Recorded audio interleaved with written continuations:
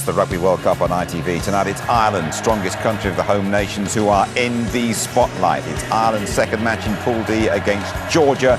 Brilliant atmosphere building up down there in Bordeaux as well. Ireland playing again down there in Bordeaux against the Georgians, who have a lot of players playing in France but have never won a Rugby World Cup game. Settle back and enjoy it with our commentators, Will Greenwood, and first of all, a very good evening to John Champion. A very good evening to one and all. The Irish, of course, blessed with wonderful travelling support, and they've done their usual makeover on Bordeaux. Green reigns supreme across the city and right around this Stade Chaban Delmar.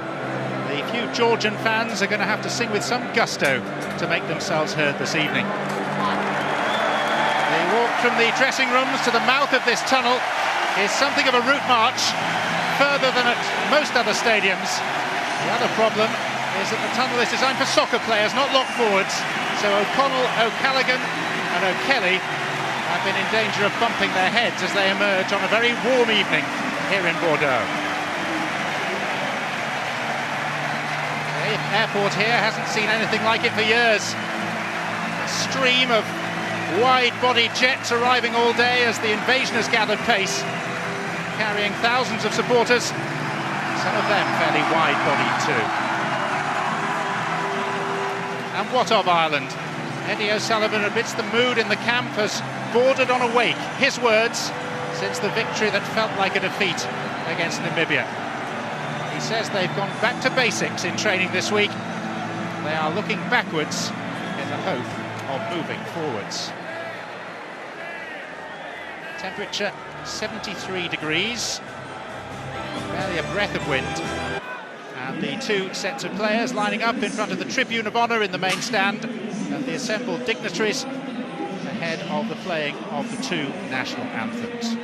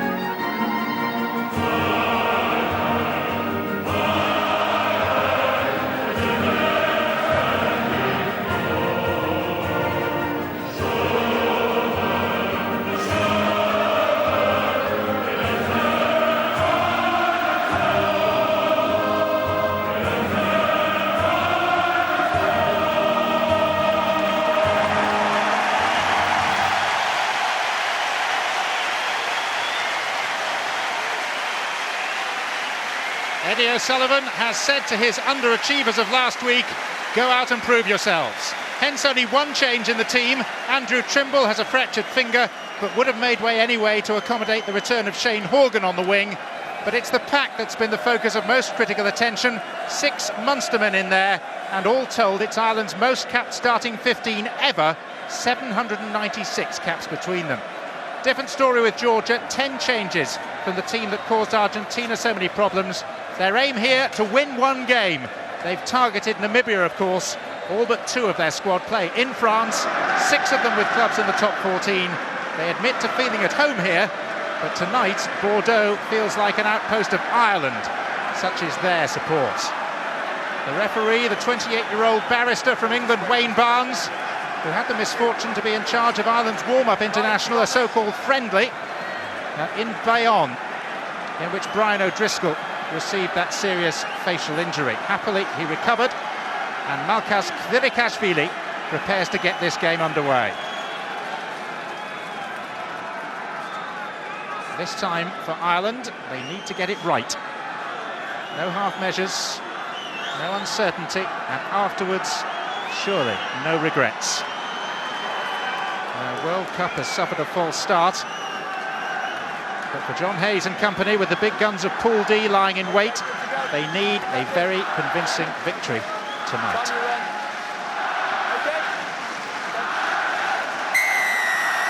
So, Kvirikashvili with the short kick,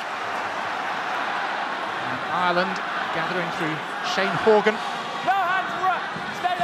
Stringer and O'Gara at half-back as ever, setting a new world record, or at least equaling one tonight. 52nd time that they've partnered each other in a major international, equaling the mark of Troncon and Diego Dominguez of Italy. Gervin Dempsey caught man and ball. Georgia sure to provide a stern physical test. Wayward pass forces O'Gara backwards, and he looks to touch on that far side. Will Greenwood is alongside me. Good evening, John. Exactly what Eddie O'Sullivan didn't want. A poor pass, basics let them down. It was great to see Shane Horgan get an early touch. I think he adds more balance to the Irish team when he plays. Hugely intimidating figure on that right wing. Just gives them more of a variety of options in the back line. As you saw with the power and the ferocity of that first hit from the Georgians, Eddie O'Sullivan is expecting hand-to-hand combat, as always with these huge Georgians. They are an immensely physical side that must be matched, but then you must look to move them around. There is space. They're not as well organised as other international sides. There are opportunities, but they will come hard early on. Well, it's Uroshadze who took it from the line out. And that's the captain, Zedganitsa. Will Greenwood, speaking of course from first-hand experience, he was part of the England side that played against Georgia in Perth at the last World Cup.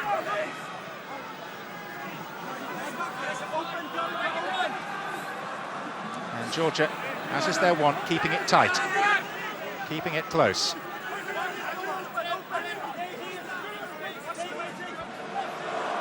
Number 4 with the scrum cap is the skipper, Zedganitsa.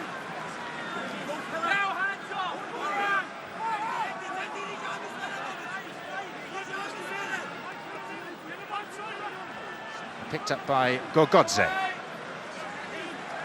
They love a good arm wrestle, the Georgians. This is what they're trying to do early on. Just test the power of the Irish front 5, take them on at close quarters. They don't have an extremely expansive game, but they've been turned over. And a chance for the Irish scrum with the big John Hayes. You talk to the Irish guys, and they talk about O'Driscoll in the backline when he misses. They don't play well, but they view that when John Hayes doesn't play, Ireland also don't play well, so he's a huge bonus to have in that front row. Ireland so far, so many nearly times recently. The Grand Slam this year with that last-minute try by Van St. Clerk at Croke Park. Too many times. Occasionally they go missing on the road. 43-3 against France last year. But they've come to this World Cup. They've got belief. They've got players of O'Driscoll's quality, Darcy's quality, O'Connell in the second row. They do feel they can turn over the big teams on the big occasions. The problem they've got is it starts next week with France and then Argentina and then a quarter-final, potentially New Zealand. It just gets tougher, so they need to find some rhythm and some tempo this evening. They need to start putting those basics into practice and not concentrate on the scoreboard, concentrate on the process. Ireland with marginally the heavier pack, certainly the more experienced. Simon needs to be okay after that stint of treatment.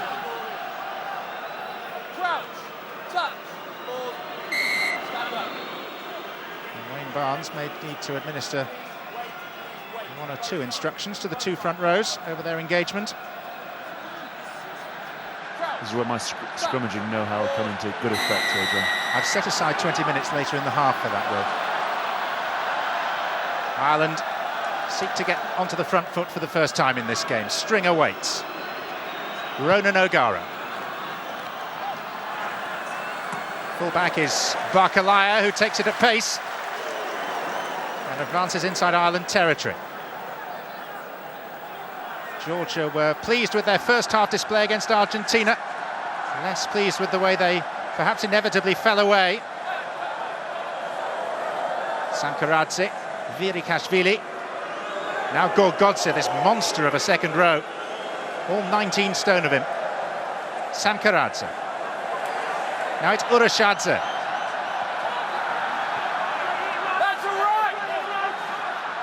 Positive play from the Georgians, keeping the ball in hand, moving it around, looking to use their big men in the midfield.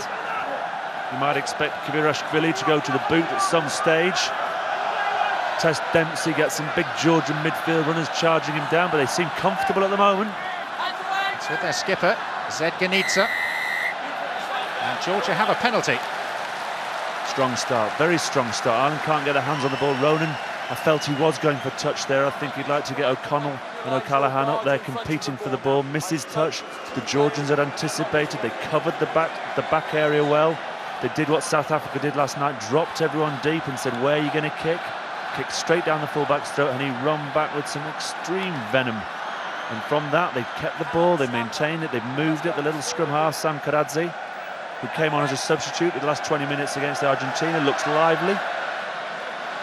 Directing play, using his big forwards, and it creates an opportunity for Georgia to take the lead. Not an easy kick, but again, not a kick that clouds mind early on. It's a shot to nothing. If you miss this sort of kick, well, it was a tough effort. It sails through, it fills you with confidence for the rest of the evening.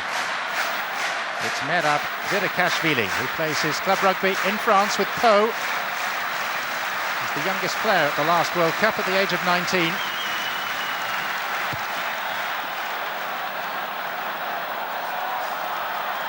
He gave it an opportunity, but it is wide.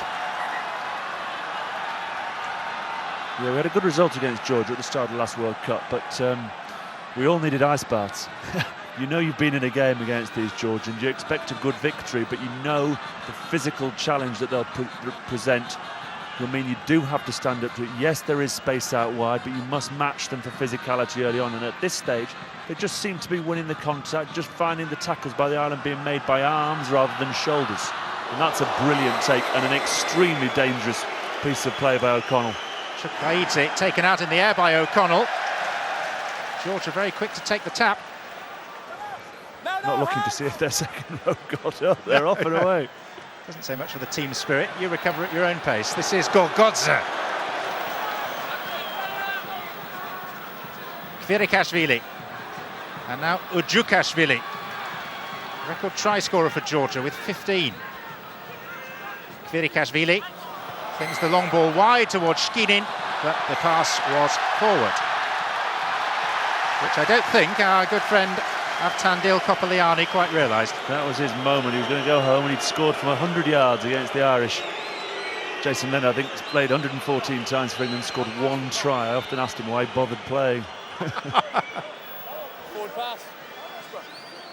We've talked about the physical challenge of Georgia. Well, what about from an Irish perspective? What's par for them on an occasion such as this, particularly coming off the back of the disappointing Namibia experience? Excluding the errors they made in the first half was to come in here and cut out the errors. They've been extremely narky in training. Speaking to Gavin Duffy before the game, a good friend of mine who used to be at Harlequins, and he feels that the 8 guys who didn't get a chance last week felt they might have had an opportunity this week, which has meant in training, when the team was announced, they've dug in, they've stuck in. They're helping, but at the same time disappointed. So there's a feeling that Ireland really have to not set the record straight, but get their World Cup going.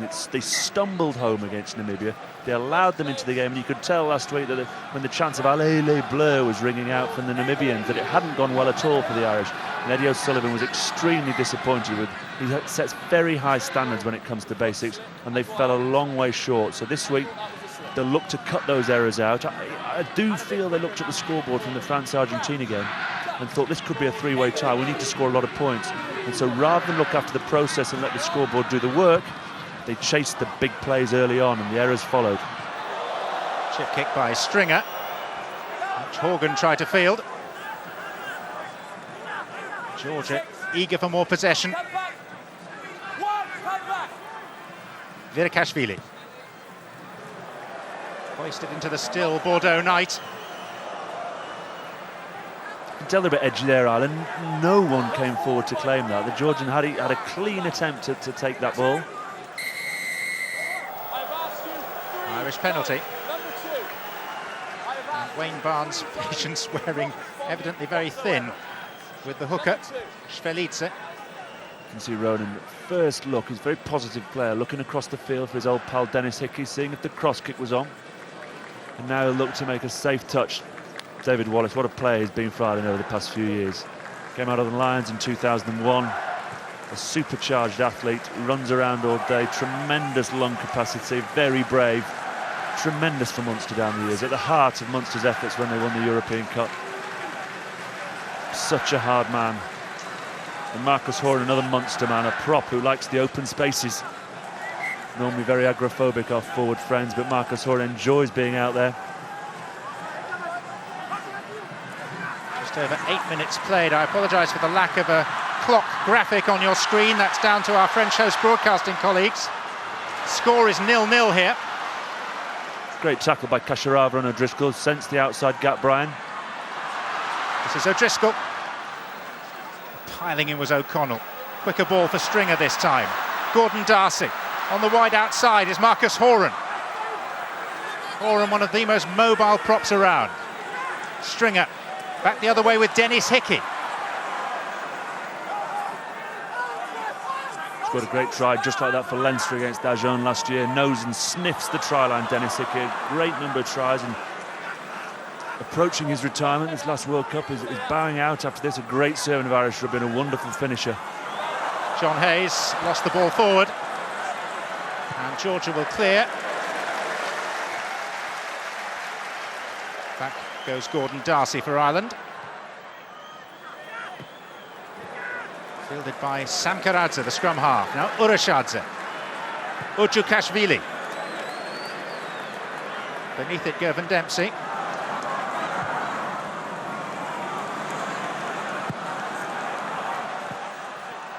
Urashadze wearing 7 for Georgia. Perhaps the most natural kicker you've ever seen. Great kick by Gervin Dempsey in the first, but that's what they call coffin corner. Gives Ireland a great opportunity. Georgia had nowhere to go. A poor kick. Dennis Hickey launches the counter-attack. Room on the short side. Ronan screaming for it down here. And has it. But then delivered the pass to Rory Best that he couldn't cling on to. David Wallace picked it up, but the ball had gone forward. Exactly what Eddie O'Sullivan's been talking about. They just seem anxious. They're so desperate to get the crowd involved, to score tries. Paul Wallace was talking about it before the game. Just too flat, just over-eager to get the ball in their hands. They wanted the ball quicker, but it doesn't. You have to be patient. It's called creeping death out in the backline. Every time you inch forward, you creep. It kills you as the game goes on. You're too flat to run onto the ball. The South Africans were sensational at it last night. Dupree just coming from depth. You maintain your depth, you'll cut sides to pieces.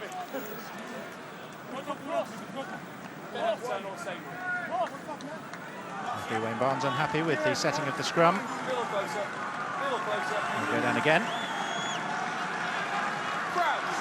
The yellow cards he had to issue in that bruising encounter between Bayonne and Ireland just 4 weeks ago.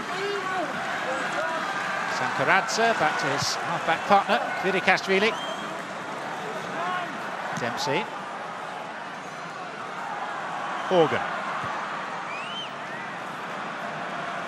Out on the fall. Unforced errors, just keeping George into the game, the crowd getting a bit irritable. That Bayonne game has got to be one of the great mysteries. Not necessarily known for their discipline, Bayonne. And you send your first choice Irish team out 2 or 3 weeks before a World Cup. Tremendously risky procedure, almost cost them their talisman, Brian O'Driscoll. Not sure what they'll have got out of that game.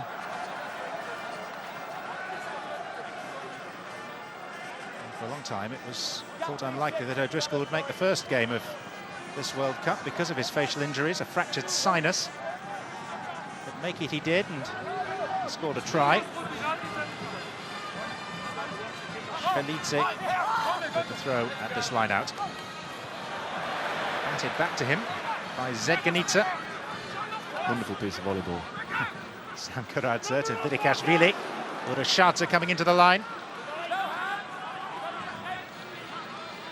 Zedganica, who is a lead by example, sort of a captain. Sam Karadze with the reverse pass to Urashadze. And Ireland respond this time. Vidikashvili. Shane Horgan. Eddie O'Sullivan very glad to welcome him back into the fold after injury this evening. Barkalaya.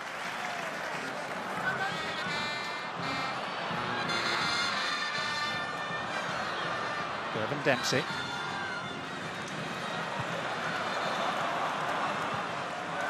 Just finds touch. This staccato game, not a boot on ball at the moment, isn't it? Just trying to feel their way in. Someone's trying to get field position, territory, waiting for the opposition to make the mistakes. You expect that sort of game. You expect Ronan to grab it by the neck and really have pinpoint precision with his kick, and it's just not there at the moment. It's giving the Georgians confidence. I think they've made a mockery of the debate that says let's have less teams in the World Cup. I think the junior sides have contributed so much to a wonderful World Cup already. Portugal today, for 20 minutes in the second half against New Zealand, were absolutely brilliant. Scored a great try. The crowd celebrated as though they'd won it. They're all getting stuck in, these junior nations. And is that credit to the IRB for providing some extra funding for them? Very much so. I mean, it's a global game. I'm a big believer that 2011 should have gone to Japan if we want to spread the gospel of rugby. But it's, as I said, they've just flown in. The Irish couldn't believe the ferocity of the Namibians last week. You watched the Argentinians, you watched the way the Georgians were played against those guys, the Argentines, my apologies. Interesting that Ronan didn't go for the 3 points there. Gone to the corner. O'Connell, the pack leader, potentially call it to himself. Get a big drive on. Settle the nerves.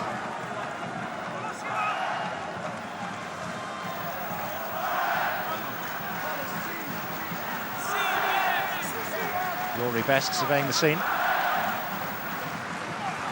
Taken by Easterby. And Ireland tried to set themselves for the drive. Encouraged vocally from the terraces by their many thousands of supporters. Georgia are meeting fire with fire.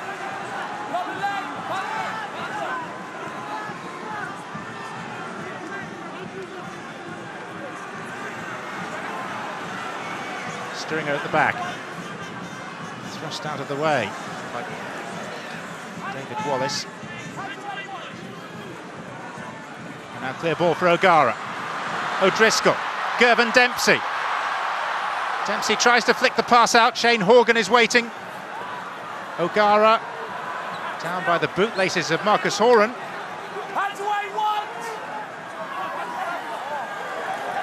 Penalty. I think the biggest difference we've noticed for the junior nations this year has been the defensive organisation. Again, there, Ireland, quick ball, going forward.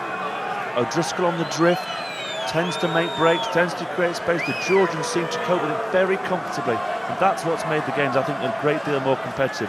Just a little bit of organisation and defensive discipline keeps sides in the game a lot longer and gives them confidence to guard and attack. And again, Ireland turning down the chances of points in terms of the kick and going for the 7 points with the try.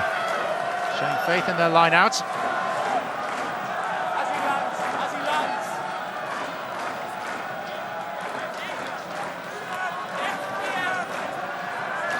Rory Best to deliver. Rising high. O'Connell. Once more, Ireland try and put the power on. Just 2 or 3 metres out, and they've got some momentum this time. And they have the opening try. And Rory Best is the man who plunged over the line with the ball to put Ireland in front. A well-organised drive. O'Connell called it to himself. The skipper, he pulled his mates around him. They drove forward, they stayed disciplined, they worked the ball to the back. They were in control the whole way. The Georgians, you can see, Zedganidze trying to drop it. All disorganised defensively, they'd split them, they'd broken them apart, and you just come through the middle. Stay focused, stay streamlined, stay on your feet, and keep driving through the middle. It's a well-taken try, and that'll just settle them down a little bit. They'll be glad to get on the scoreboard, they'll be glad to get a try underneath their belt. Gives Rowan an opportunity to have a kick and goal. And then they'll look, all good teams, they don't feel as though you've scored until you're back into the opposition half. Restarts are so important now. Georgia's tried a quick one from the opening kickoff. But Ireland will try to be solid,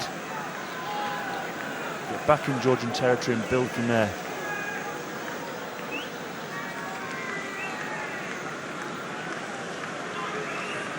So Ronan O'Gara, 6 metres in from touch.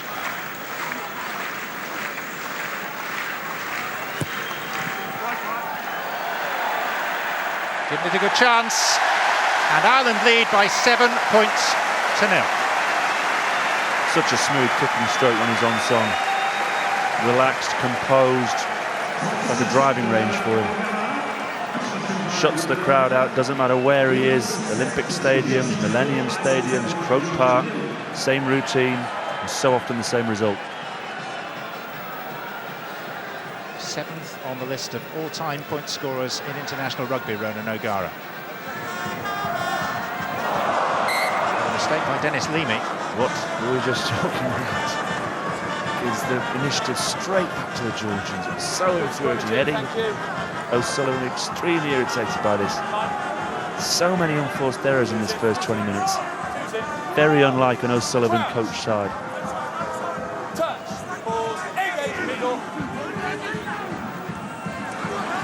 Ireland causing problems at the scrum. It's picked up at the base by Chikaidze. Recovered very well there. Scrum going back on skates. Picked it up, got them going forward again. Samkaradze.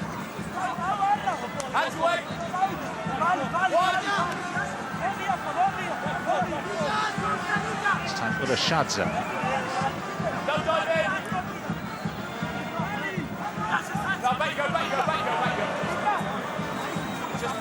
Georgia again attempt to play as per stereotype, and Firikashvili with the drop goal attempt charged down by Easterby. Now here's Marcus Horan. Lovely ball for a prop. Lovely ball. Opened it up, saw the space. Brian O'Driscoll. Dennis Hickey. Ball was knocked on. There is an advantage here for Ireland. Now a penalty advantage. O'Gara. Those dancing feet couldn't take him anywhere that time, so we'll go back for the penalty. Yeah, straight over the top. He touched Wayne Barnes. The Georgians don't want to break the game up. They try and slow the Irish ball down, but you test the patience of the referee if you continue to infringe at the breakdown. The last thing Georgia need when they're being this competitive is to lose a man. But all stemmed from the charge down. They looked marginally offside the Irish, but they played it. They played the referee well. They chased up on the kick. Firikashvili put a poor kick in under pressure. And Horan, in a crowd, had the wherewithal to stop, compose himself, find the space, find his captain O'Driscoll off. He set up the field and turned defence into attack very quickly. So more kicking practice for a man who was here practicing for a good hour and a half yesterday, Ronan O'Gara. Ireland's record point scorer, the record point scorer in the Heineken Cup.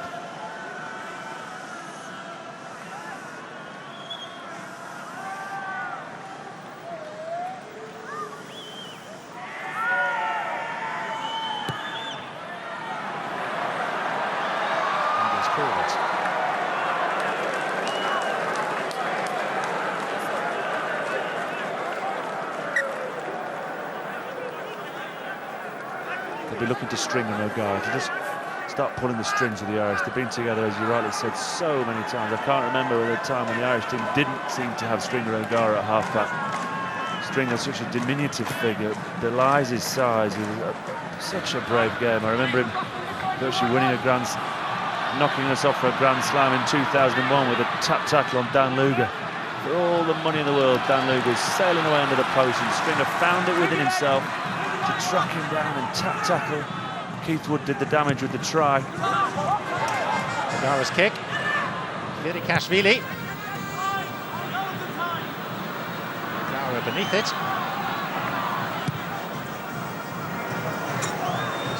More depth on it, but straight to Barkalaya, who should have taken it.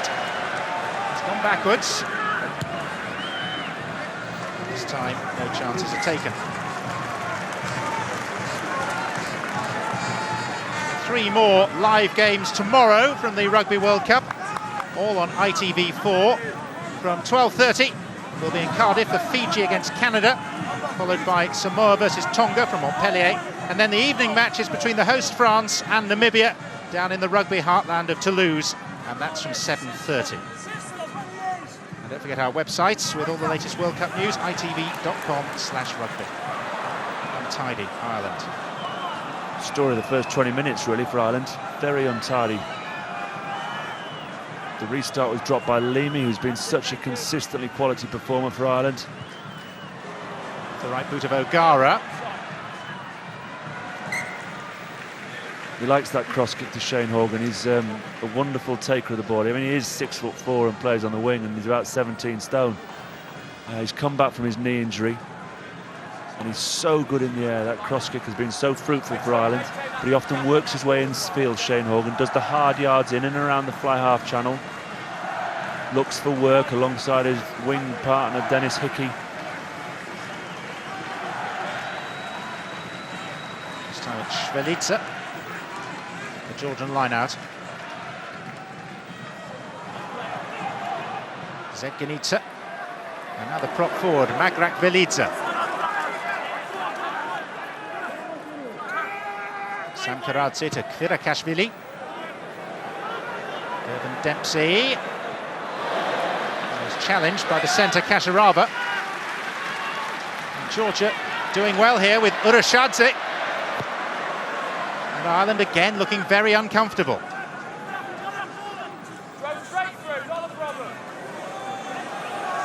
Samkaradze, Švelica.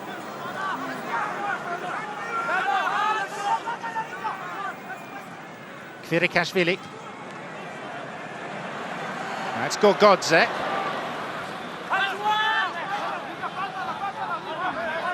There's no fear at all in the Georgian game. No holding back is their motto.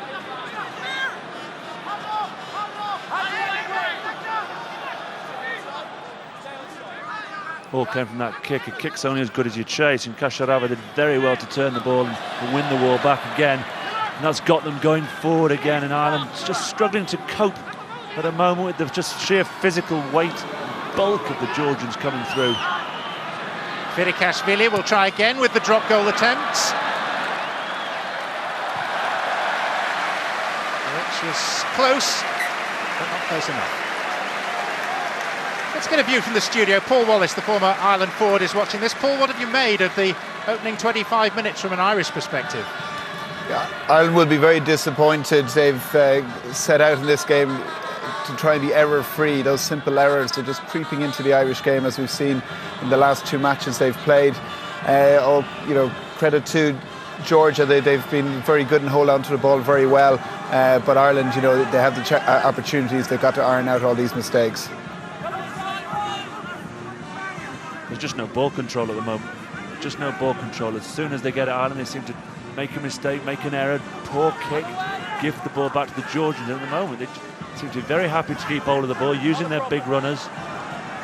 Scrum halves orchestrating things extremely well. As he does again, Kvirikashvili.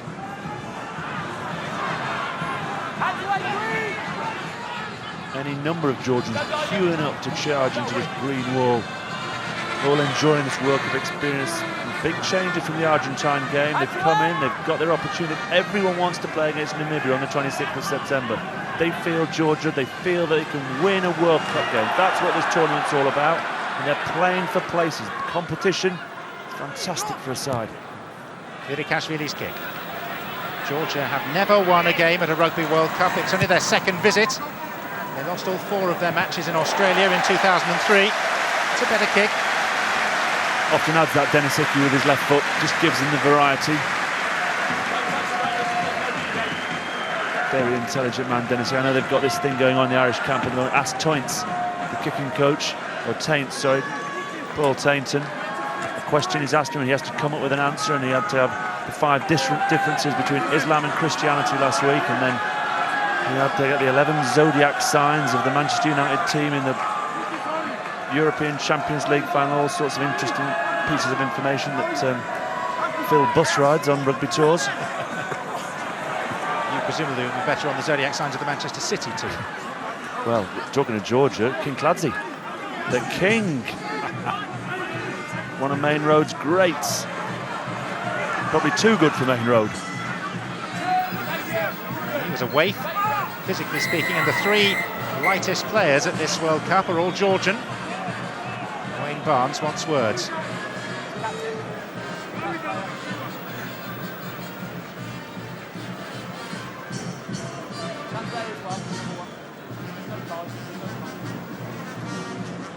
This is it. Oh yeah, a little stamp from Leamy. Loss of temper, loss of discipline.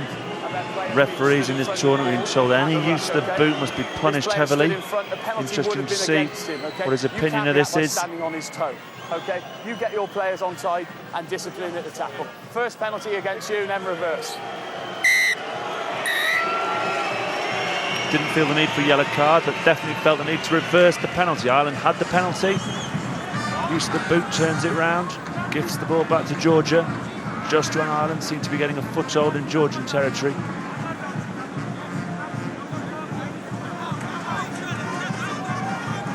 Captain Zerkanidze summoned his forces together, delivered a lecture.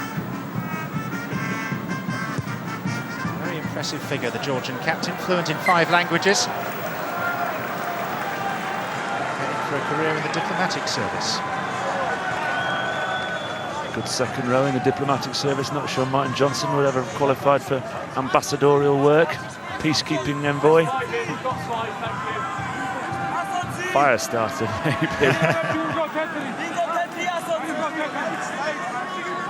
I'm sure you remember them all by face and by name, Will, but you did play against 6 of these men in Perth 4 years ago. Yeah, kept in touch with most of them, learning their language. You've got their alphabet, of course, the Georgians. Don't ask me what it is. Certainly been a stumbling block to trying to research them. Down the middle, I've got a line to watch. Stuart Barnes was keen to tell me it was wine was discovered here. If you can discover wine. Well, they brought with them a posh West End PR company who've issued various press releases trying to persuade us that Georgia has the fastest growing economy in Western Europe. Moot point whether they're in Western Europe.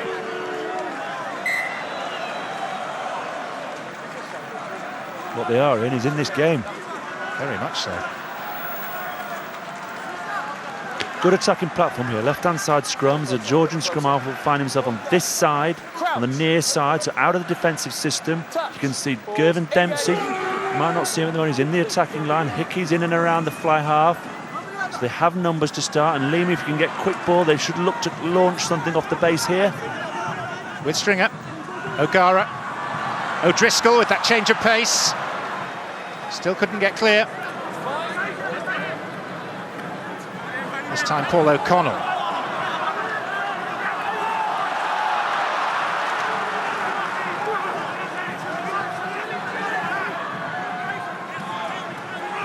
Ronan O'Gara. O'Driscoll looks right, passes left. David Wallace. Wallace needs support. Couldn't offload the ball, but O'Driscoll was quickly at the scene of the breakdown. Stringer, Shane Horgan.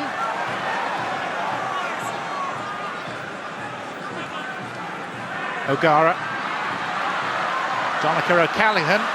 If this comes back quickly, they have numbers on the short side. Stringer to O'Gara. Chip kick through. Marcus Horan was lurking.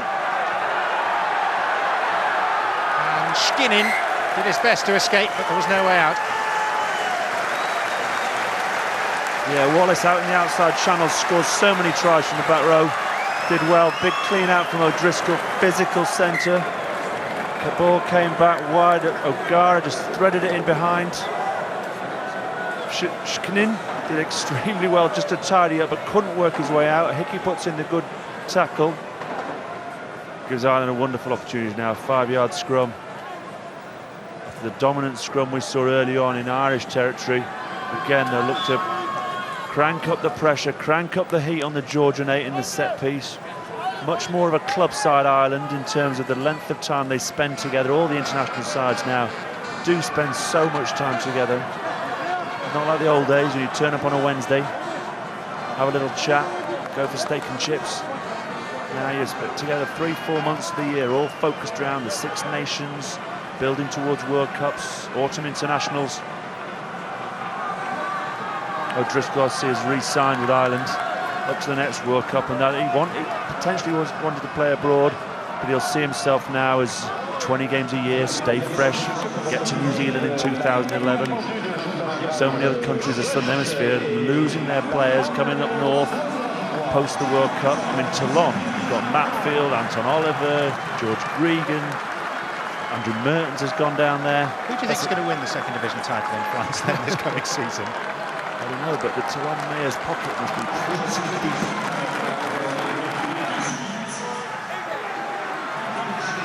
Stringer with the put-in. Controlling at the back is Leamy, who picks up and is met by an obdurate wall of Georgian forwards. O'Connell. Ball to ground, Marcus Horan burrows in. Georgia are not the sort ever to take a backward step. It's not in their nature, and they turned it over. And won the penalty. Tremendous defence by the Georgia. The Irish front row will be livid. Great scrum, walking forward, nothing other than a try. And the ball just pops out the back of Dennis Leamy's feet, breaks the whole procession up, allows Georgia to regroup, but defend their line with their lives, turn them over, and another missed opportunity, again down to the basic errors. Turnovers became a big issue for Ireland in the Namibia game. They conceded 39 of them, which is twice their average. And again, just popped out. Just popped out. Ireland, they haven't got long at half-time, because as you said, it's a 4-minute walk back to the tunnel. Chatting to the guys, it's 4 minutes to get there. They can have 2 minutes and the referee will knock and say, right, back out on the field again, lads. You have to be very precise with their direction, and the chat at half-time from Eddie O'Sullivan, I'm sure it'll focus on nothing other than, guys, we've talked about this all week.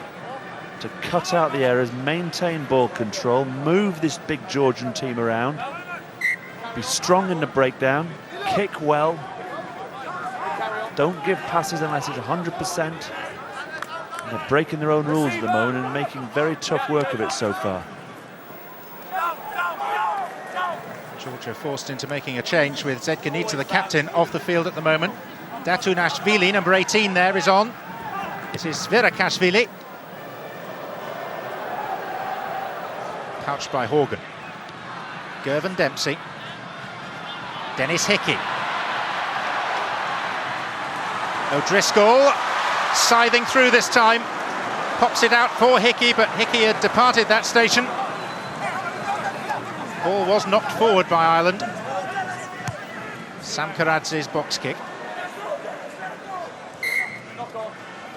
Maisaradze, the Georgian blindside. What a tackle on Brian O'Driscoll. They moved the ball away. They saw the Georgians were short in numbers. Hickey put on the pace, stretched the defence. O'Driscoll timed his run nicely, went back on the scissors, find some space, mown down by the back row forward. Tried to throw the 50-50 ball, turned over. Bring him straight on, bring him straight on. Well, sadly, the fullback of Georgia, Otar Bakalaya, appears to be hamstrung. So Irakli Makoneli, wearing 21, is coming on. Makoneli, didn't he cause some damage against the Argentines? Big lump. Backed himself to come in and make the hit and shut down opportunities for the Argentines when they looked in trouble. Murray Mexton's player of the tournament, I think, so far. May change.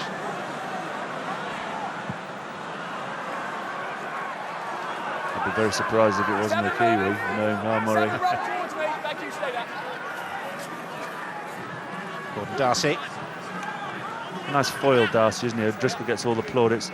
Darcy goes about his business. He looked quite a player of the year a couple of years ago in the Six Nations.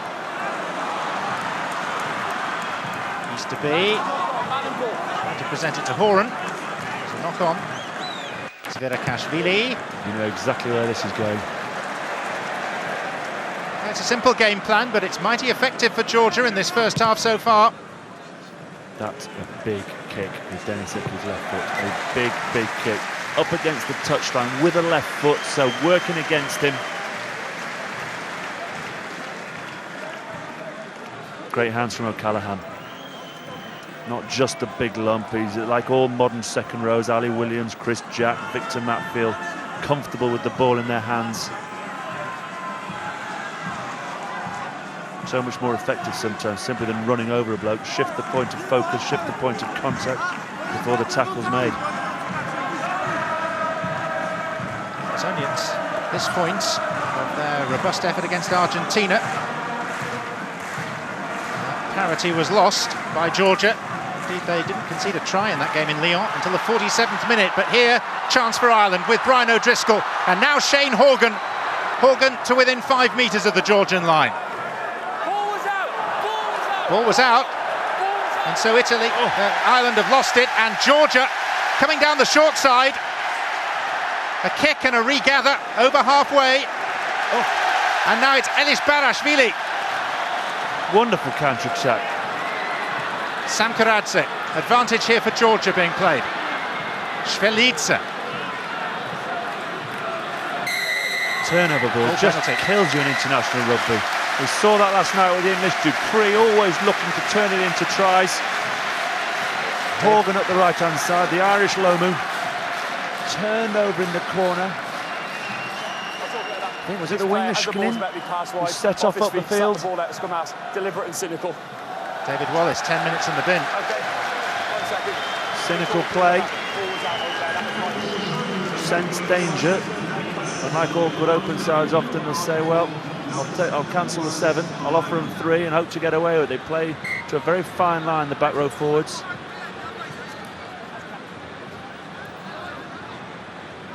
But he showed great pace up that wing, outstretched the defence. Little chip, little regather. Elis Barashvili had chased up from the other side, from the other wing, supporting well. They sensed danger. Paul O'Connell never had a chance there.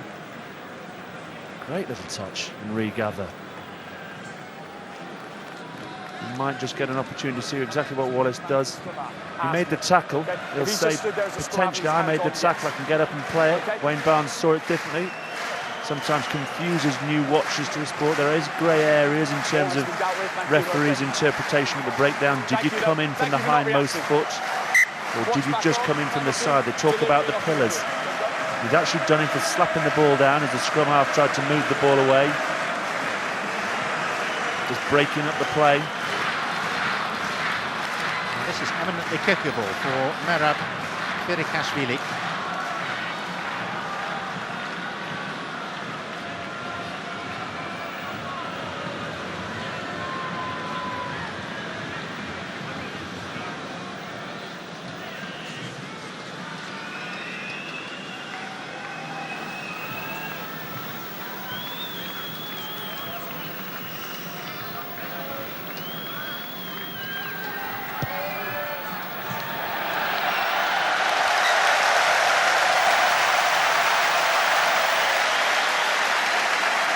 Georgia are on the board.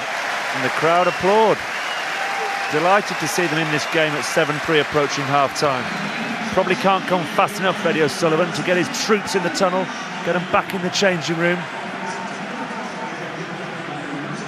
Very calm man, Eddie O'Sullivan, but you would expect a potential hairdryer treatment this evening. Normally undemonstrative. Doesn't necessarily hold for tonight. This is Chaidze.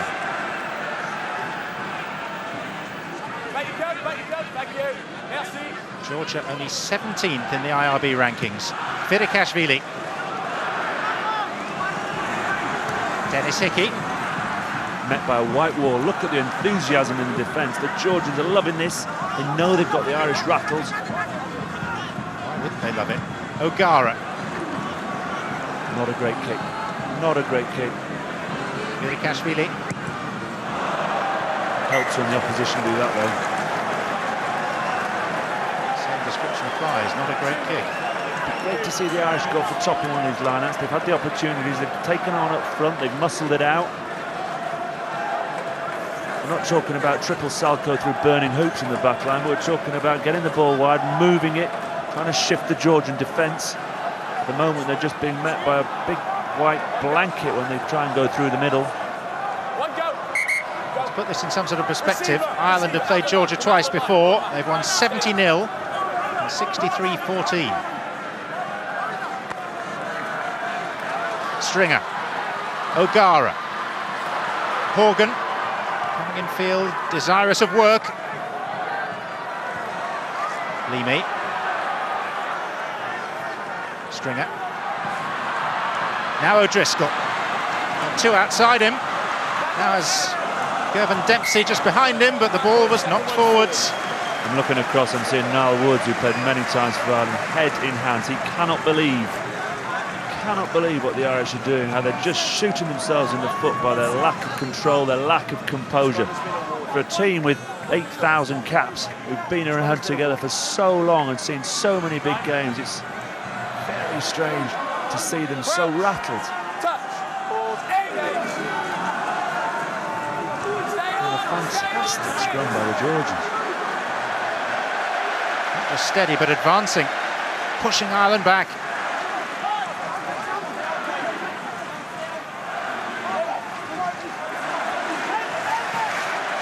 Georgia putting on the power right through to the end of this first half, in which they've been hugely impressive in their own way.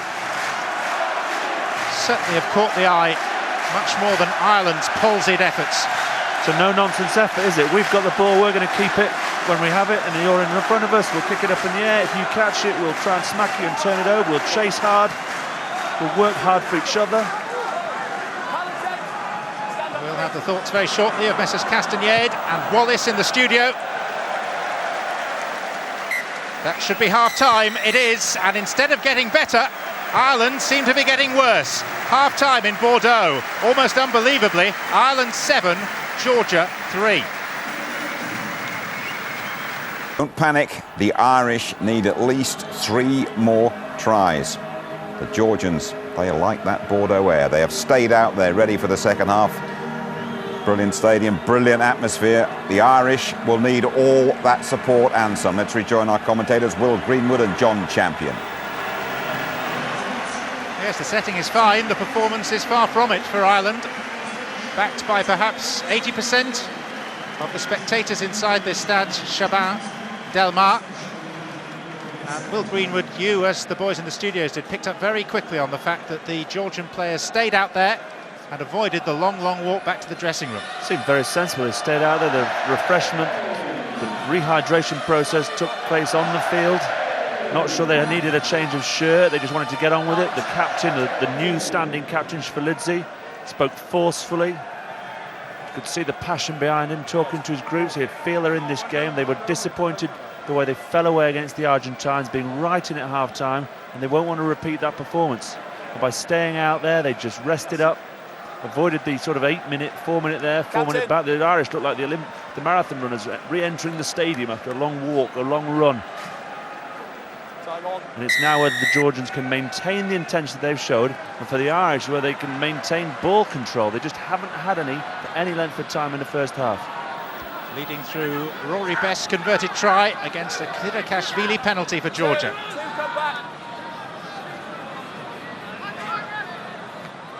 And the Georgians who've lost their regular fullback, Barkalaya, it's Ojukashvili who clears.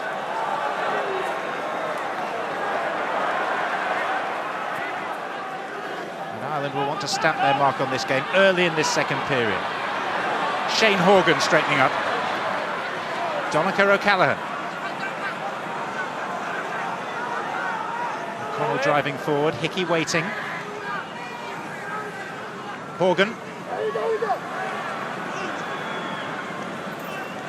pass back to Stringer. Stringer who kicks. With a one-man chase with 5 Georgians there. Interesting choice of kick. Shkidin bringing it away. And finding Gorgodze. If in doubt, give it to Gorgodze. He is not being moved or giving the ball away. Sounds the part as well, Gorgodze. Yeah, Stringer, they had the possession, the numbers were stacked on the left-hand side. He saw his catch on the right-hand side, he put the chip in behind, and there were 4 Georgians waiting. Poor choice of kick, poor execution. The malaise continues. Flanker not David Wallace, not long to go in his sin binning, sitting patiently. Like the naughty boys chair at school, don't sit in the corner with a D on your head. Repent at leisure.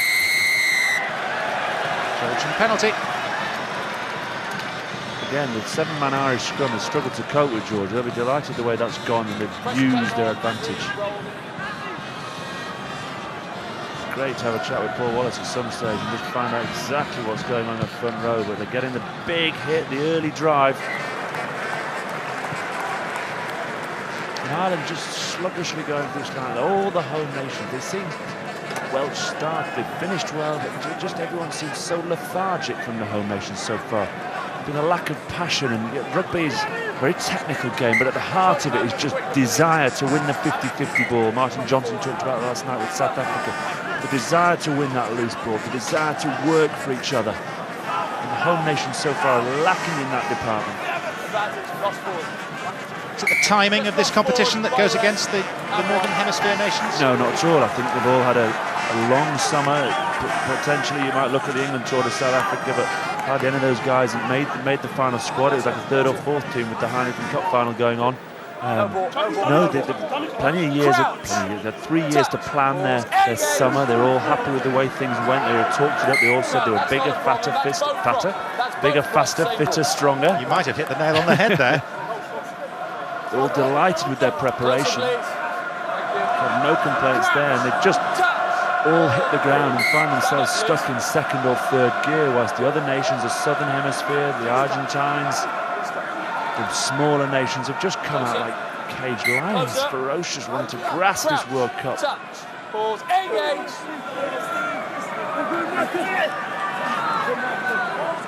Limi picks up.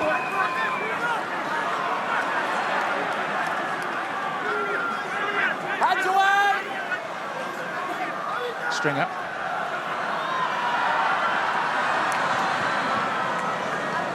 Darcy up to halfway. Kasharava's had a great defensive game. There he is again. He's made the tackle on Darcy. Gets back up. Hickey. Stringer. O'Gara. Horgan spots half a gap. Offloads well to Gordon Darcy. That's what Horgan does so well. He's such a big, tall man. He can get in behind and offload well.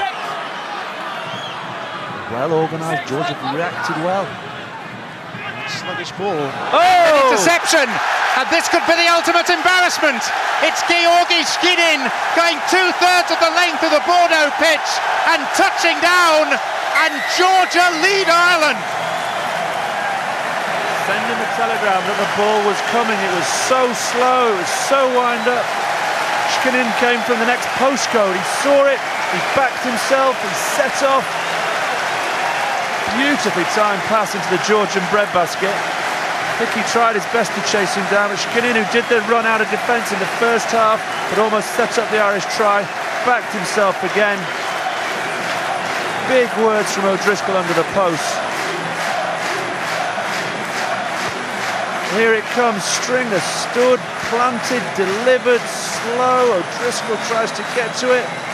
You can see O'Driscoll in the background there screaming at Stringer.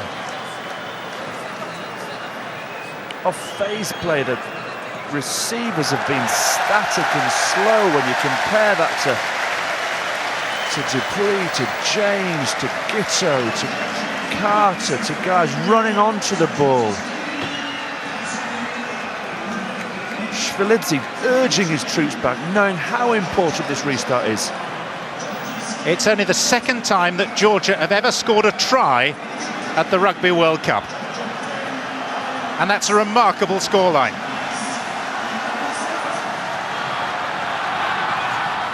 Now it is a real test of Ireland and their apparently shaky temperaments, and who knows what the mood amongst them is like right now. Judashvili just getting the kick away. Will the urgency come now? It has to. It's now or never. O'Gara looking for the corner. Finding it. Classic O'Gara. That's just what they need. An opportunity now for O'Connell and O'Callaghan to get lifted high in the air, to put pressure on the Georgian line out.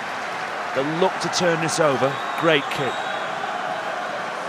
Didn't need to chase the game run. He understands that. He's been around long enough. Get some territory. Had no territory in the first half. Had hardly any possession. Ireland grateful that Wallace has now returned, despite that yellow block on your screen still. Right on cue.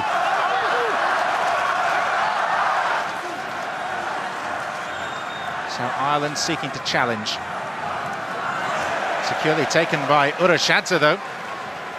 There's a whack in the eye too for Kopoliani, who's down on his haunches, looking a bit groggy for Georgia. First sign of not an increase of heart rate from the scrum half there. Sam Karadze had a little bit more time to make the box kick. Instead, he just hooked it over his shoulder. Gives possession back to the Irish. The huddle there, O'Connell will be in the heart of that. They'll be making the call as the substitutes arrive on the field. Reinforcements for the Georgians. Fresh legs. Well, let's get the touchline perspective. We can bring in Gabriel Clark. Gabriel.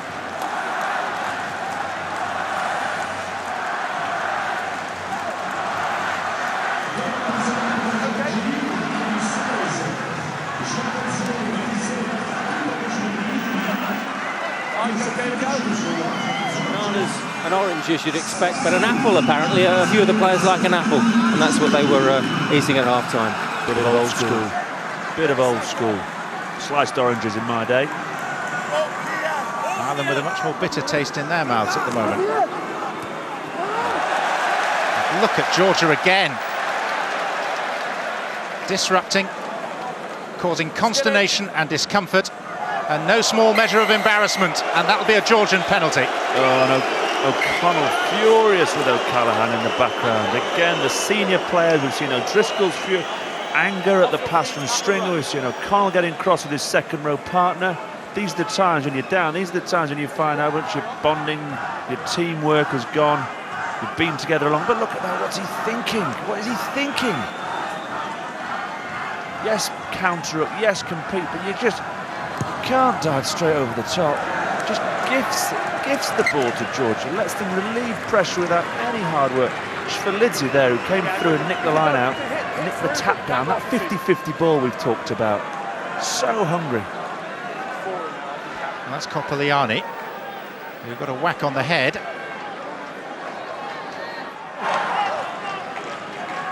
And Jurgadze. Throw at the line out. Shvelidze, who's wearing number 2 and has been hooking, can move into one of the prop forward positions, and looks likely he will do so.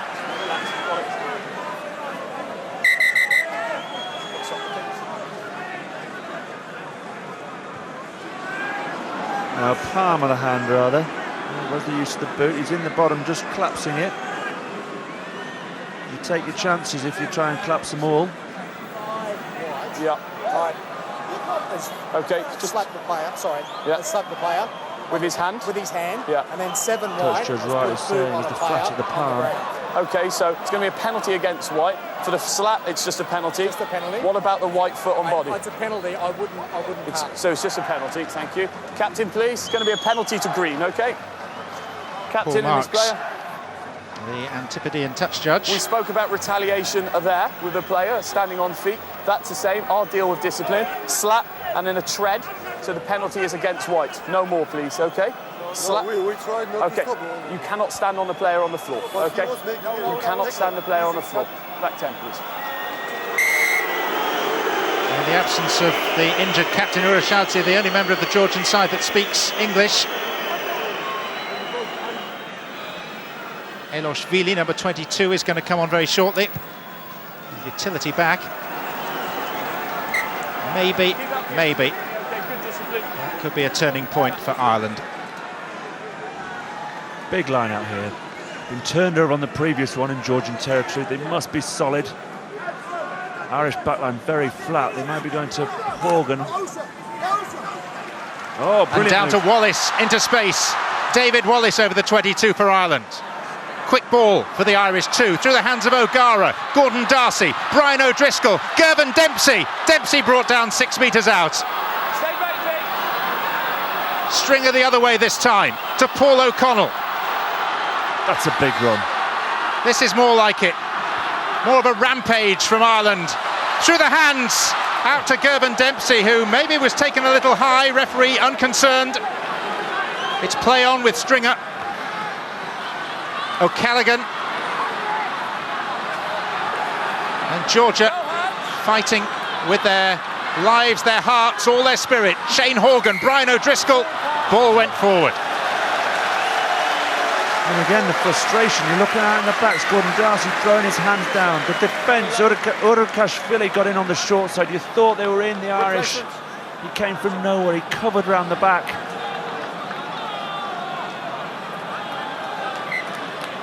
There he appears, making the hit. He'd come from the other side of the ruck, defending their line with everything, and then the forward pass, the interplay between O'Driscoll and Horgan, so often resulting in tries. On this occasion, the pressure, the defensive line held and forced the error. The longer this clock ticks on, the more self-belief the Georgians will get. Still on me.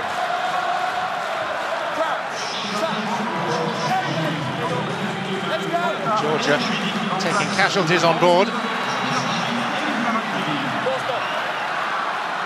Smakaneli plunges on it. Number 11. They are stood onside. Wayward ball back to Urukashvili. He's got a boot on him, all right. Look at the line, look at the chase from the Georgians up the middle. Shane Horgan, back to Gervin Dempsey. The number 8 has run 70 metres to put pressure on the kickback from Dempsey. Kvirikashvili. And he has absolutely boomed that one. Well, there's no mistake who the neutrals in this crowd are supporting. As the confidence grows in the first try, Kvirikashvili nudged a couple tentatively off the side of the boot there with time, 10-7 up. A conversion and a penalty under his belt. Set himself. Ireland playing, the backline is still retreating, the ball's tapped down. Another try here, and Ireland is seriously struggling to come back. 6 green, thank you. Back you go now, back you go. Georgia disruptive. Godze showing O'Callaghan how to counter ruck. Staying on his feet, going through the middle. O'Gara's kick and the quick line out to Shkinin, scorer of the interception try.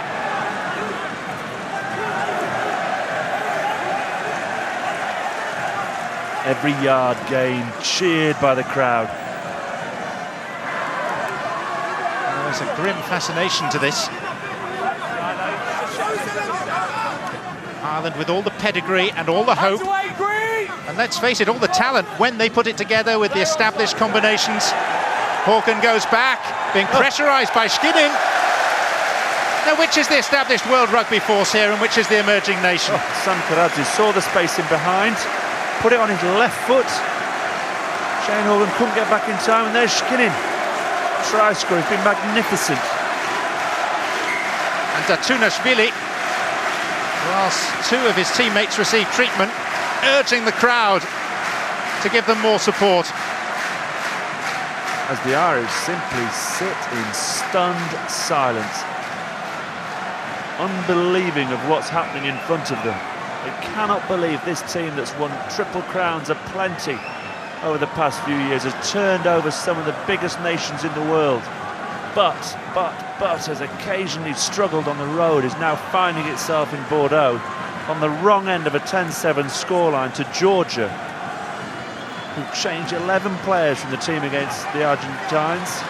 with a view to winning against Namibia. Surely not in their wildest dreams could they believe at this stage this game against Ireland was theirs for the taking. Change at hooker. Jerry Flannery comes on for Rory Best for Ireland. And the other 6 available replacements are busy sprinting up and down the touchline in readiness to be sent into the fray. And you can sense a sense of confusion. Best there thought he was going back on. He'd had his treatment, he was head towards the line-out. Couldn't believe it. I'm all right, ref, I'm all right. No, your card's been held up. Off you go. Flannery couldn't get on quick enough. Jogadze at the Georgian line-outs, but it's overthrown. And Ireland bring it clear with David Wallace. Advantage. Ireland with an advantage. Kick is by O'Driscoll.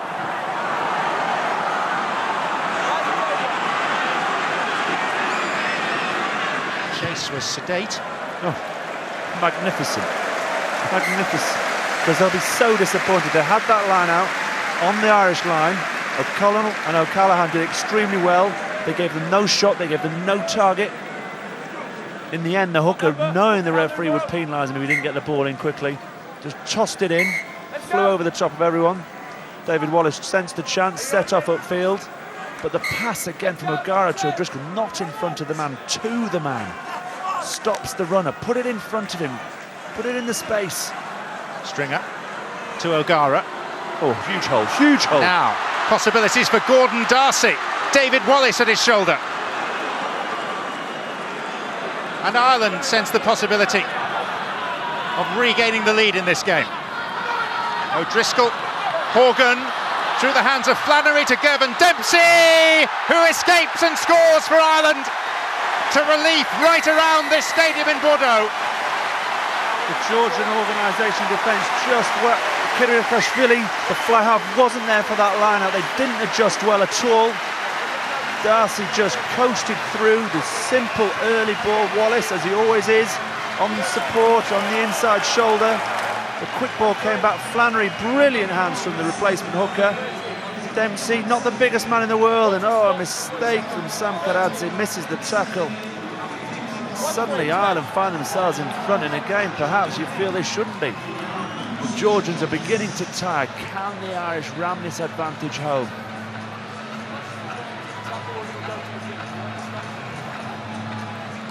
Gervin Dempsey in front of relieved faces clad in the green of Ireland.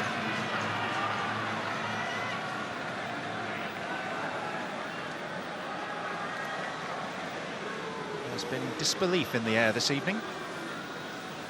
Now Ireland need to show belief.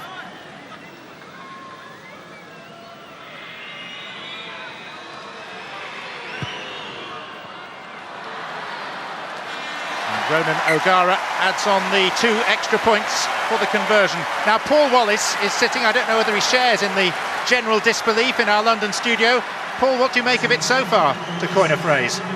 Yeah, well, I think that try might have just saved Ireland. They seem to be panicking. We had O'Driscoll shouting at Stringer.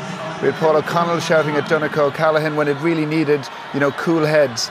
I think that try might settle Ireland. There's still enough time on the clock to get that bonus point, but what they need to do is concentrate on this kickoff, get down there and just start, get ahead and stay ahead and just start building it without trying to force it. Just play the simple rugby, get down there, and when they get the opportunities, the Georgians are getting tired, and then look for the space.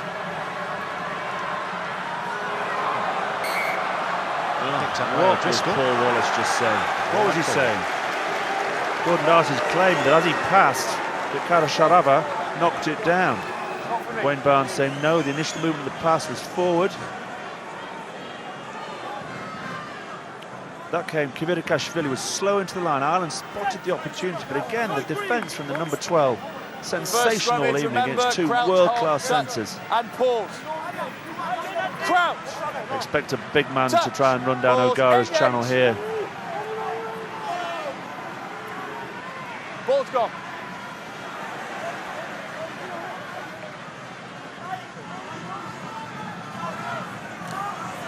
Georgia with Datunashvili.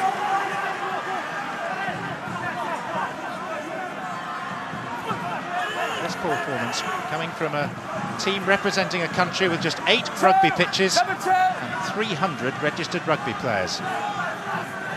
Staggering performance. Staggering performance. It does help that so many of them play in French club rugby. In fact, there are more French-based players in the Georgian squad than there are in the French squad. Yeah, had to be a turnover. There had to be a turnover. Poor position in the tackle. Good defensive work. Turned him round. What's that, number 6? Number 6 replacement. Ilya Maisaradze being replaced by no relation, Zviad Maisaradze. The 6th, Maisaradze, the one departing the field, has had a wonderful game. His tackle, his cover, they hug each other as he heads off the field. Asked and given everything to his team. Crouch, touch, pause, engage.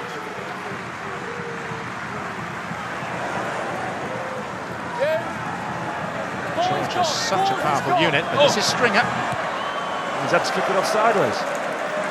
The pressure coming on from the scrum. Ball popped out. Ball had already gone from 8 before. Again, you just see that the panic measures that Stringer had more time. He could have shifted it away. There was no pressure on O'Gara. Someone else in a better position could have made the kick. But when it's not going well for you, you look to the safety of the touchline. But the Georgians will slow it down. They know they only need 1 score. They'll just focus on territory at the moment and patience. Jogadze.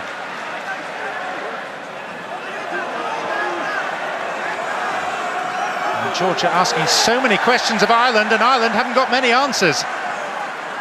There's a ball.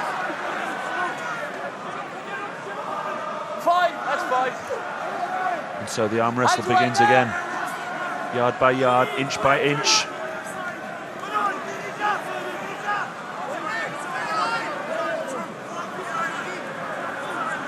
McAnally, the outside centre channel, is in the sprinters' starting blocks. If this comes out, he is shifting.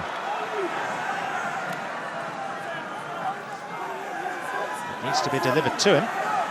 Georgia content to keep it tight. And they're getting plenty of joy in that regard too.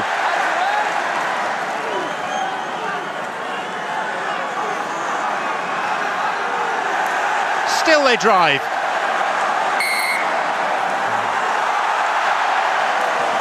And Ireland will have to put in.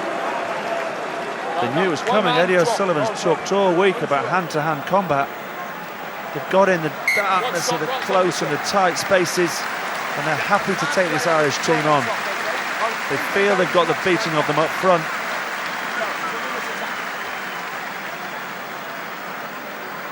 There's all sorts of meetings going on with Ireland. They almost need less meetings. They need some of their big players to get hold of this ball and lead them. One thing I would say, Will, is that Georgia are in danger of running out of players. Yeah, the effort they gave against the Argentines, the effort they've given tonight, just starting to take its toll. They're all dropping, they'll be cramped. There might be an element of gamesmanship, there might be an element of just slowing it down. Let's stay down here.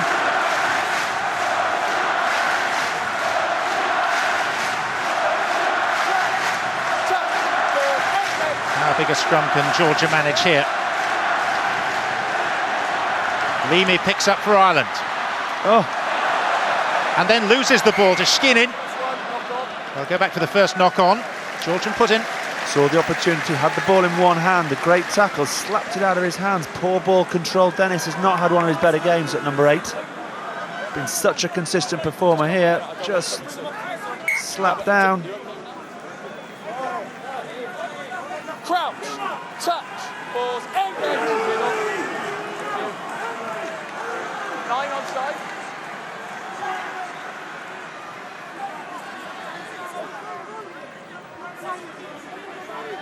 Sam Karadze. Datunashvili.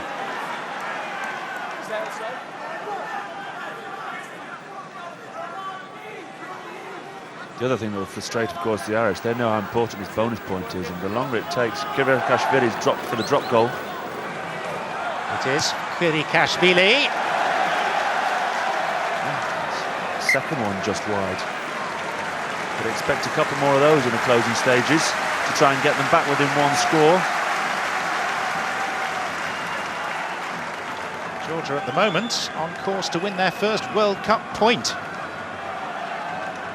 Will Ireland concede possession and go long, or will they try and regather and make it a competitive restart? England last night kept going long, kept gifting possession back to South Africa. Ireland change of tack, knowing how important it is to get their hands back on the ball. O'Connell challenged for it. And the 50-50 ball swept up by the Georgians again. Whatever happens from here on in, it's a landmark night for Georgian rugby. He's been warming up for about 15 minutes. It finally came. Good defence. They'll use the short side as their friend. Kashvili. Lots of people thought they were good against Argentina. Everybody will think they've been good this evening. Yeah, I suppose there's a danger of us talking about how bad Ireland have been and perhaps not giving Georgia the credit that they deserve. They've been brave, they've been courageous, they've had the simple game plan, they've stuck to it, they've competed for everything, they've charged for everything, they've made bad kicks into good kicks. And Ireland's much vaunted three-quarter line hasn't had much of a chance to strut its collective stuff. Hickey's boot. Been sterile tonight, just had no attacking prowess, no thrust. Jukashvili. Here's a check on tomorrow's rugby schedule. There are 3 more live games. From 12:30, Fiji against Canada, followed by Samoa versus Tonga, and then the evening kickoff from Toulouse, France against Namibia. Coverage from 7:30. All 3 of those games will be on ITV4. I'll be in Toulouse for the France game, another Northern Hemisphere giant. Can you believe the home nation lost their home game on opening night? They are under pressure. Huge changes from the French team. No team has ever gone on to win the Rugby World Cup having lost in the pool stages.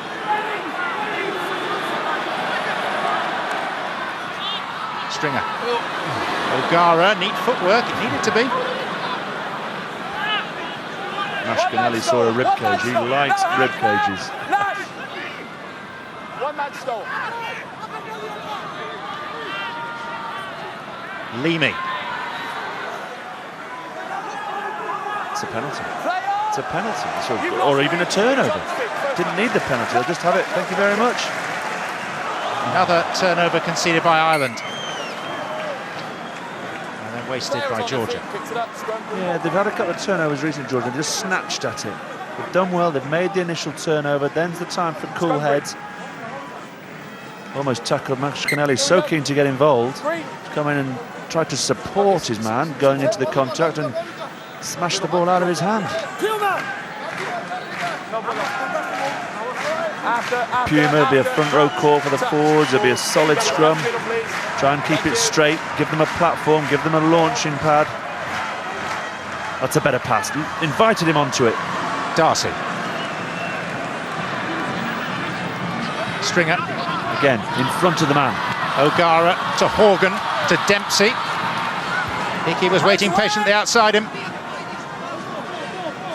Back it comes with O'Gara. O'Driscoll. Big John Hayes protecting it for Stringer. Well held by Horgan.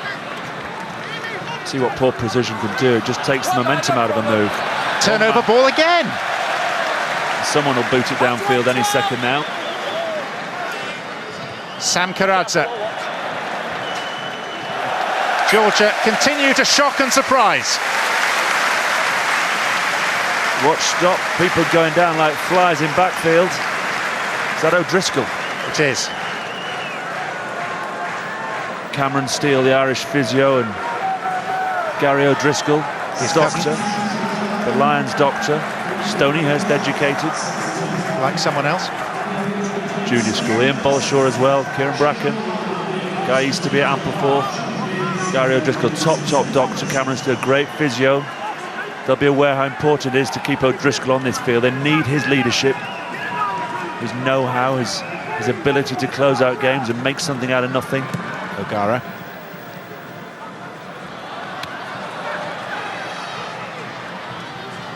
Urjukashvili. How about that? Huge amounts of space. The Irish backfield covering very poorly indeed then from a kick downfield. Gets a fraction of luck. He didn't kick it as well as you want. And sometimes they pop up on the second bounce and invite the fullback onto it. That kept low and low and low and dribbled and went on. Puts pressure on Flannery now. So I think you're going into the last 15 minutes of a test match between Ireland and Georgia, and there's 4 points in it.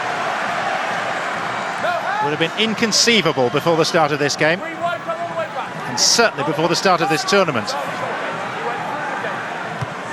Yeah, Wayne Barnes talking about Gogodze there going through the gate. We talked about it earlier. He's counter-rucking from the giant Georgia and has been fantastic all evening.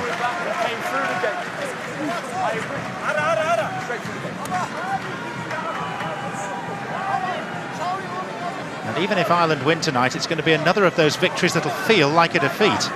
Oh, certainly will. Certainly will. To go into the French game and then the Argentina game the week after on the back of a poor result against Namibia, and so far a terrible performance against the Georgians. Lack of composure, lack of ball control, lack of discipline, poor kicking game. Samkaradze. Now it's Maisaradze. Ireland have made a change in the front row. John Hayes has gone off. Simon Best is on.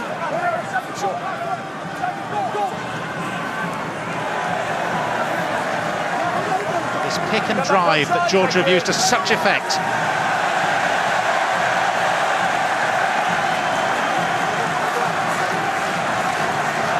Chekashvili. Hands away, Green!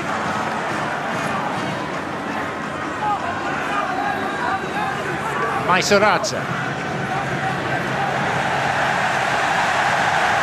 Shakinin scored the interception sign. Now he wants another one through a driving maul. He's in the middle of it.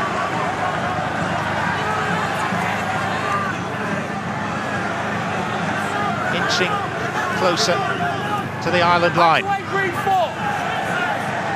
Ireland expected to be playing most of the game at the other end of the pitch.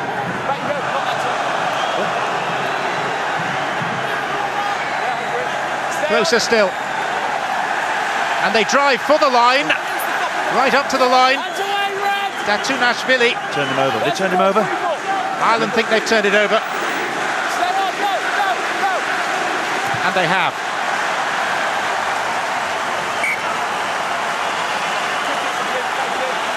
But run the clock back because Georgia will just do exactly the same that they've just done. If they can secure possession of the line out, they will drive, they will sap the Irish energy. Got within inches there of a try that could have robbed them and could have won the game. They're taking a quick line out. Ireland also changing their scrum half. Isaac Voss, the man from Waikato, replaces Peter Stringer. Just Peter Stringer hasn't had any sort of platform today to release his backs, hasn't had any sort of options in terms of the runners. They've been smashed backwards in the tackle. He's been digging the ball out. It's been a nightmare ride for the Irish scrum half.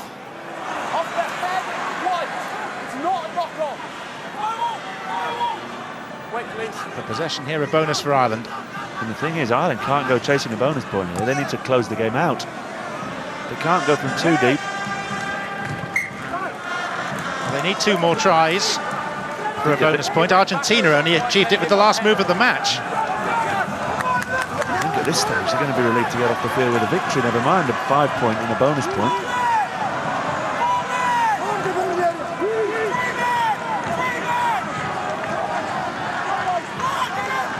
Giogadze.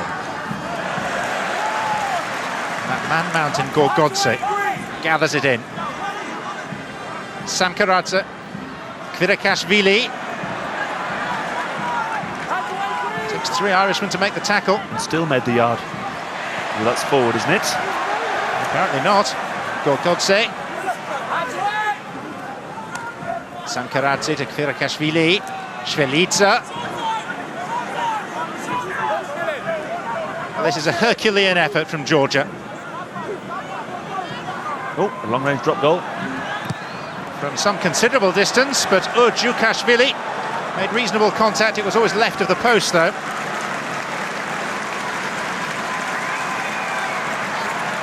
And again, Ireland now have to try and regather this restart. They'll look to kick left.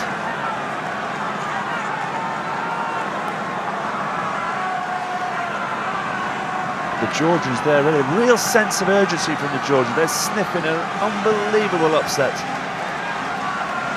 Well, it would rank right up there with the greatest of World Cup shocks down the years, were Georgia to regain the lead and hold on to it. The very fact that they did lead in this game for a full 15 minutes will be enough to write a new chapter in their relatively brief rugby history. Mazaradze has just taken off where his namesake left off. Sankaradze, Kvirikashvili. Now it's Makanele. And half a break by Urashadze.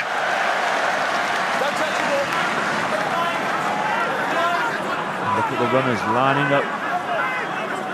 Kvirikashvili. Datunashvili. They just love the physical aspect of the game. I wonder what the statistics are for possession. Oh, Sankaradze knocked it forward. Right, Old man's leg. they've had all the ball. Ireland just can't get hold of it. And this collection of players from the lower divisions of French club rugby, places you've scarcely heard of, let alone knew had a rugby team, Watch it stop. continue to embarrass I mean, Ireland. we're still talking about Samoa beating Wales back in '91 and that huge upset. Georgia managed to get a try in the last 10 minutes. That makes that game insignificant compared to this one.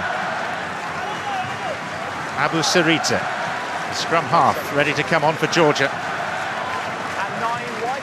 Possession stats, 65% Georgia. Another best comes on to replace Easterby. That's Sankaradze taking the ovation.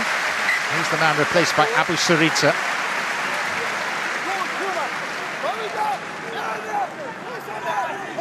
And it's Neil Best for Easterby. Touch. Pause. Engage. Ball. And Isaac Boss is mugged effectively. This is Chaidza. Well, this is bordering on the extraordinary. For this game still to be in the melting pot with 8 minutes to play.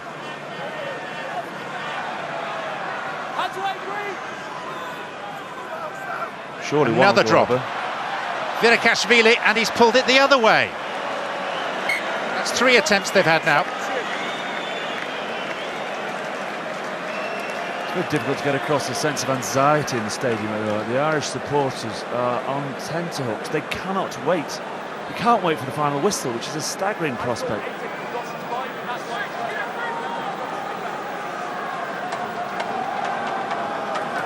Well, even the natural ebullience of the Irish supporters has long since disappeared. There are drawn faces. Ones which are used to smiling, whatever the circumstances. The mark called for by Dempsey.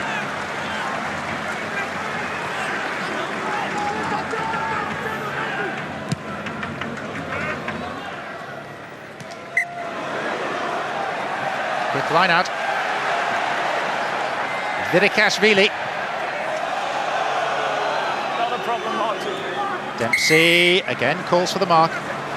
Solid twice there from Gervin Dempsey at the back, just what you need at the moment. You don't need any of those balls going down. We saw with Stephen Jones today, Wales making a comeback, getting themselves back into the game, spills a high ball and Chris Latham just snaffles it, crashes over and effectively kills the game. You've got the line, Green. The replacement scrum half who's come on, Abu Sarita, had a fantastic game against the Argentines. Sankaradze was superb at the base today. Strong scrum halves.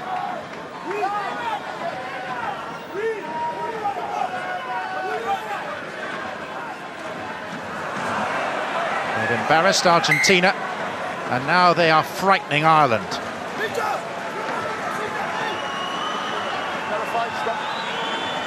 Shell-shocked. I mean, Martin Corrie talked about England being shell-shocked. At the moment, Ireland they don't seem to know where to turn. They can't find any space where they thought there'd be space. They can't get any change out of the Georgian forwards. They're getting knocked back. All the 50-50 balls are being regathered by the Georgians. They'll feel they're not getting many decisions from the referee, and saying that, there's one, and Boss is off. Isaac Boss. O'Connell. Picked up by O'Gara. Ireland desperate for the breathing space that another score would give them. You could see Horan there. O'Gara wanted to go wide and the prop got in his way. There's so much anxiety. They're losing their shape. They're all playing ones. They're playing solo efforts. Boss. And that's terrible. Straight to Skinnin. And Skinnin kicks ahead. Back goes Shane Horgan. That's a better option. Lots of time. O'Gara in a better position to kick. He kicks poorly. Straight down the throat of Ojukashvili. Here's one for Dempsey. The kicks have all just gone a yard too far. They've all been taken well by Dempsey, but all three up and unders in the last 2 or 3 minutes.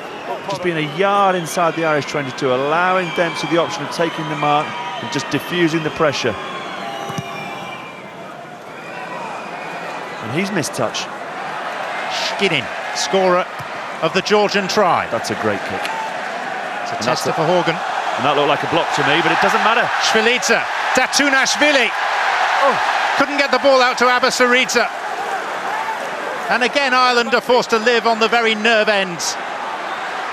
Vidikashvili, almost a way through. They've got all sorts of numbers on the right-hand side. They need quick ball. Ireland reorganised now. They'll go back to the big men. Kinchakashvili. But the bigger men and the bigger hearts have been Georgian tonight.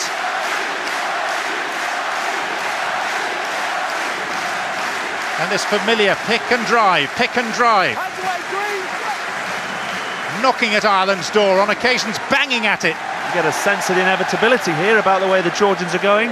Stay there, Paul, just stay there. Play on, not a knock-on. Now it's Maisaradze. Hands away, Green!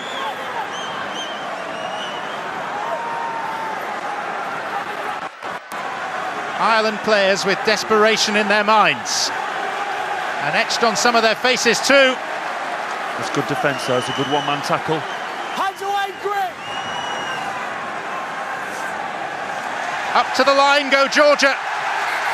And Wayne Barnes, my goodness, is he going upstairs? Blows his whistle. Now will he go to the television match official? It's a big decision for a rookie referee on the international stage. And the interesting thing is, what's the question? Will he ask, is there any reason why I can't award it? Well, let's listen to what he does ask. Can you tell me if that is a try, yes or no? That's a different question to the one I was talking. That means the official has to be able to see it being dotted, as opposed to Wayne Barnes thinking it's been scored. Confirm you heard that request, please. He's asking Federico Cuesta, the Argentine, to confirm he heard the nature of the request. An Argentine official now. Yes, thank you very much.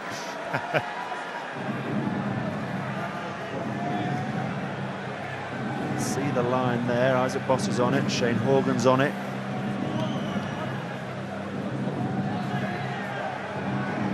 Where's the ball? Shvilidze is celebrating, but I can't see how he can see that. No, O'Connor, you can see the ball clearly there. Leamy at the bottom, underneath it. Okay, I will award a scrum 5 attacking. So no try. Is that correct? Look at these gladiators. And that's precisely what they are. And they're not finished yet. 2.5 minutes. Control the mob and you'll control Rome, isn't that what Maximus said? The mob are on the Georgian side.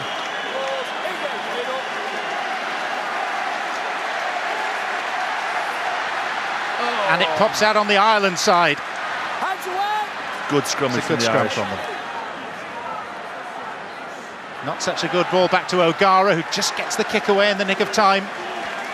A line out, 15 out. It would seem, with the length of time it takes them to go 15 metres, that this could be the last chance. This is the last roll of the dice. For Ireland, they just need to be disciplined. They need to stay focused. Defensive organisation. They can't afford to miss any one-on-ones. They know what's coming. It's the kitchen sink. the most experienced Irish rugby team ever to take to the international field, still threatened with the ultimate shock defeats. Eddie O'Sullivan watching. At least he is watching now. There have been times when he daren't. Isaac Boss. Great steal from O'Connor. Great steal from O'Connor under pressure. Previously they haven't competed. They thought we'll drop it, we'll sack them all. O'Connell understood the importance there of not allowing the Georgians to gain possession. Read the line out well. They do their homework. They watch these DVDs.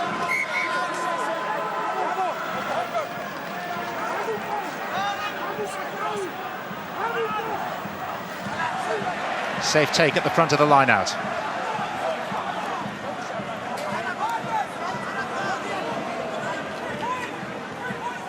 Giogadze.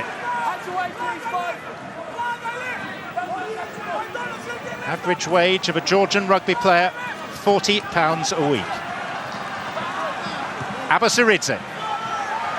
Horgan underneath it for Ireland. Gets the mark.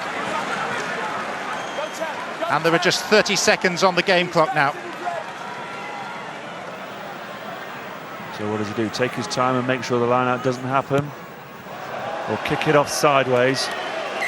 Surely they had to keep hold of the ball and back themselves to keep the ball for 30 seconds and then close the game, and to give the opportunity for the Georgians for one last effort.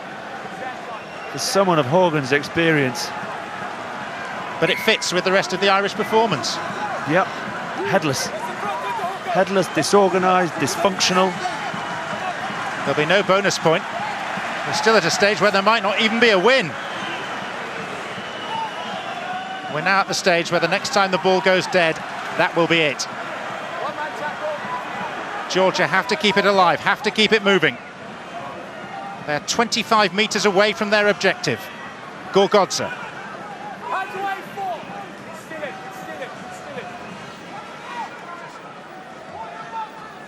Whatever the result, the Georgians will go around this pitch and take a standing ovation from the entire crowd. Even the Irish fans will appreciate the effort they put in tonight. Abasiridze.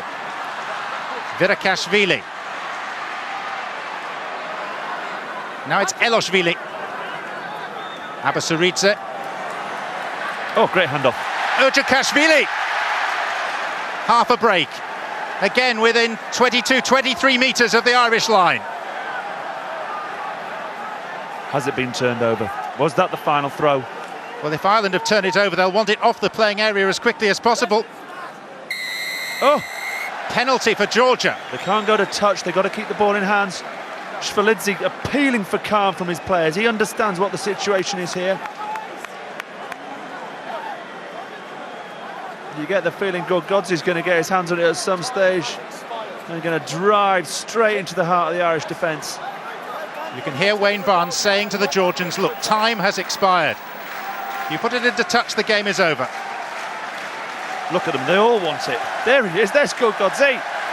Eminently predictable that he'd be first up.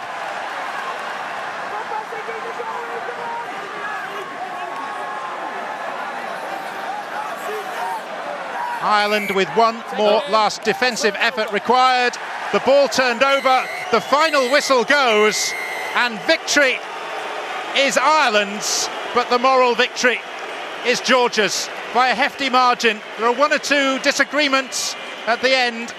Eddie O'Sullivan down from his eyrie at the back of the stand, but so nearly one of the great stories, one of the great upsets, with Georgia leading for 15 minutes in the second half after Shkinin had run 2/3 of the length of the pitch to score an interception try, which will be remembered and talked about in Georgia for many a year to come. They're getting a wonderful reception, even from the most generous Irish supporters. But Ireland were shambolic tonight. They scored 2 tries through Rory Best and through Gerben Dempsey, both converted by Ronan O'Gara. They were expected to win handsomely. They have won only limply. And the rugby world will have Georgia on its mind tonight, tomorrow, and for a good while to come. The final score in the Stade Chalban Delmar in Bordeaux is Ireland 14, Georgia 10. Thanks to John Champion and to Will Greenwood. What a shocking couple of nights for the Six Nations. Ireland have never got beyond the quarter-finals in a Rugby World Cup. If they play like that, they'll be lucky to get that far this time round. Reaction and comment when you rejoin us.